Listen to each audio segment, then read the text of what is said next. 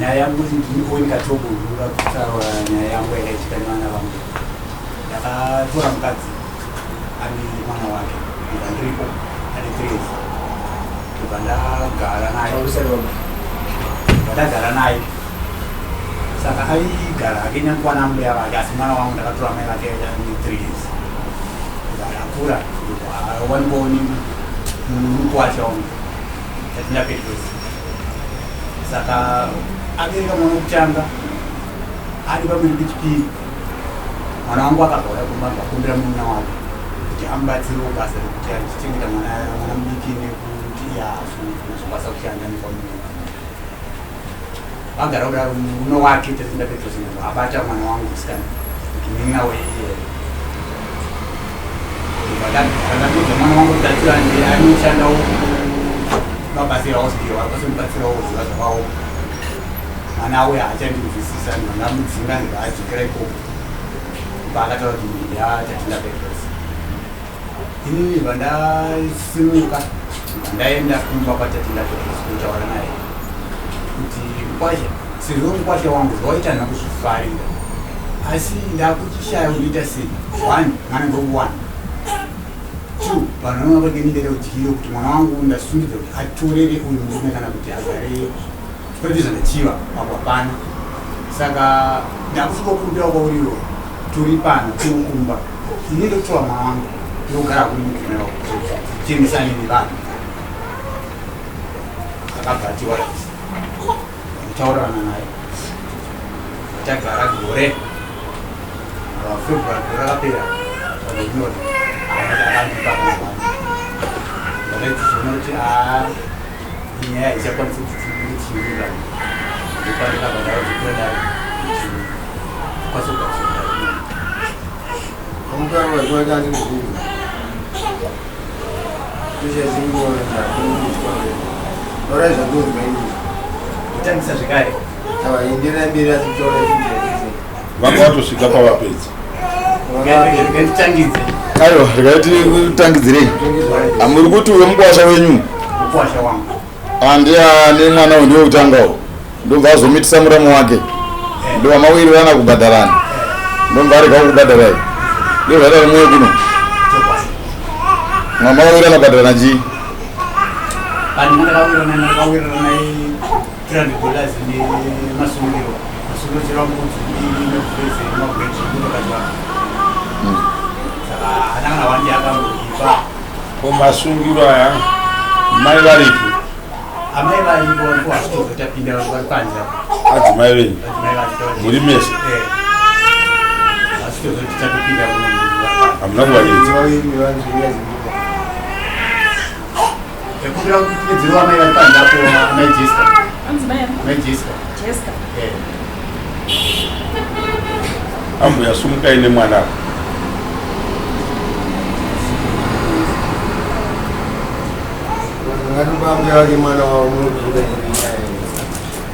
Uyu ndiye mukuru wacho.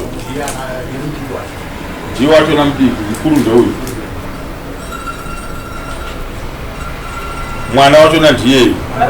Mwanayi musikana. Zvakanaka iyi.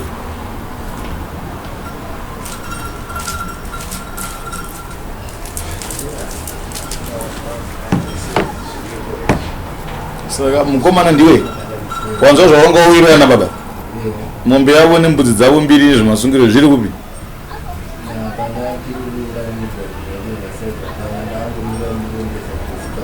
Okay, zviripo zvacho chii?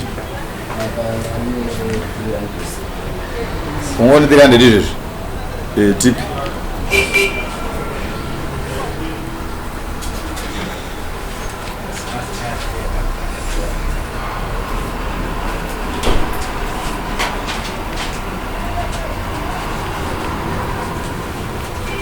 Ipe mai yavo vari kuseri kwakwa.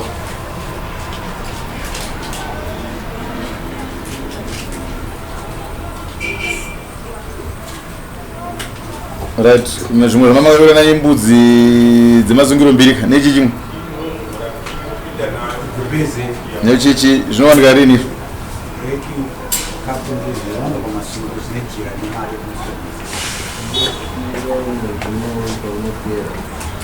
tiri kuti yaka 300 yemombe yavo abviwa. Wakatogarika mudare kuri kumba kwako nevakadzi vako. Wabvisa 300 chako wakawirirana navo. Mbudzi dzavo nezvimwe zvikudiwa izvi hazvipo kapa. Unende unozviziva zvinowanikwa rini izvozvo?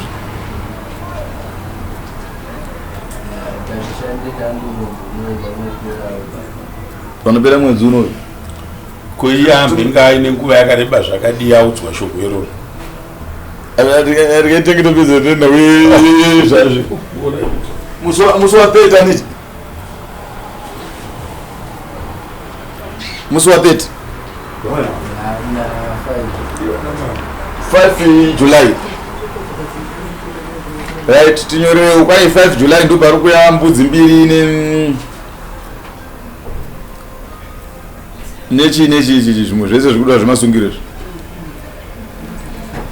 iri dare iri na baba vako nashamwari dare iri na baba vako makarigara zvarini kuti vakati vari kuda mombe yavo yavabhadhira nadzo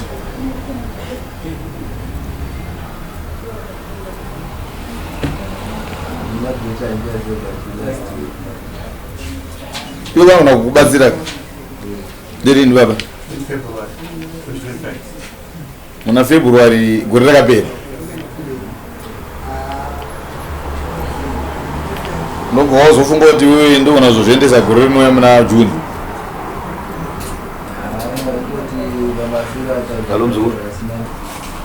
iwe wakaudzwa February waregere kuvapa kubva muna February kusvika zvino iwe waivaudza here baba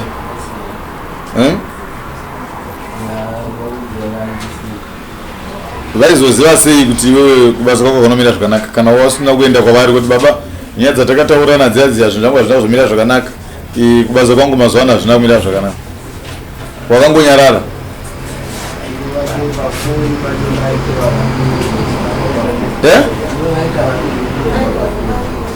unotaura upafoni sei unoenda kakwavari kana kutuma munhu unoenda unovaudza kuti baba kwaine mukwasha ndanga ndichifanira kuti ndibvise chikaranga chedu chiya but apa hazvina zvinomira zvakanaka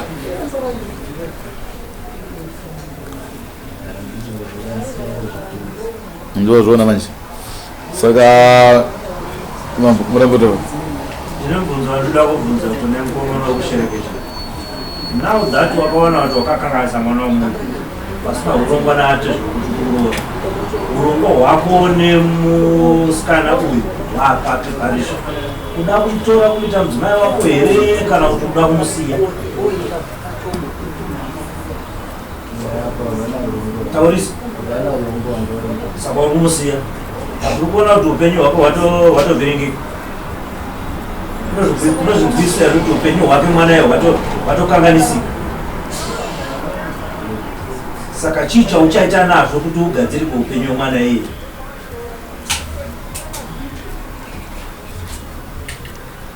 hauna anza pamusoro paizvo aive nemakore mangani kwavakamuvhiringidza baba aive nemakore mangani 17 mamwamwezi anga achirembeji ndo zvake aikwanisa kuti anogona kuti konseni wake mhosva dzakawanda dzavakaparashana apo wakumusiya zvese pachinaro dai anga ari mwana wako iwe wainzwa sei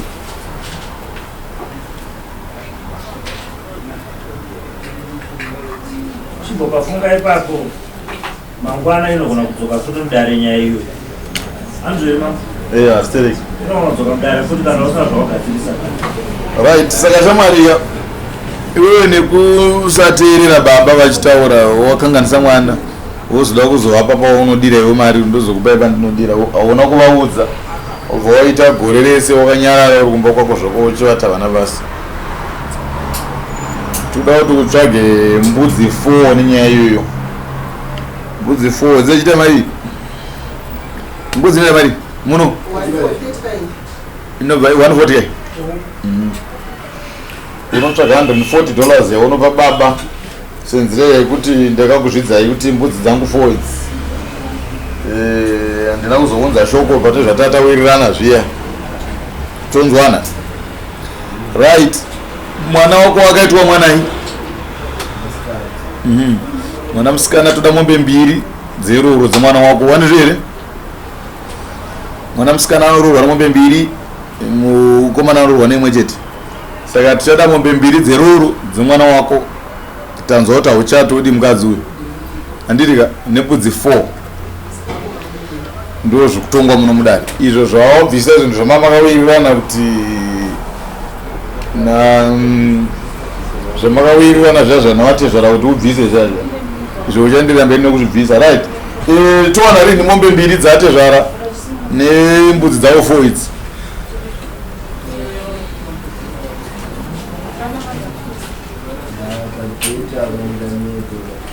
Unganyepa right. Pakanaka mufana wangu.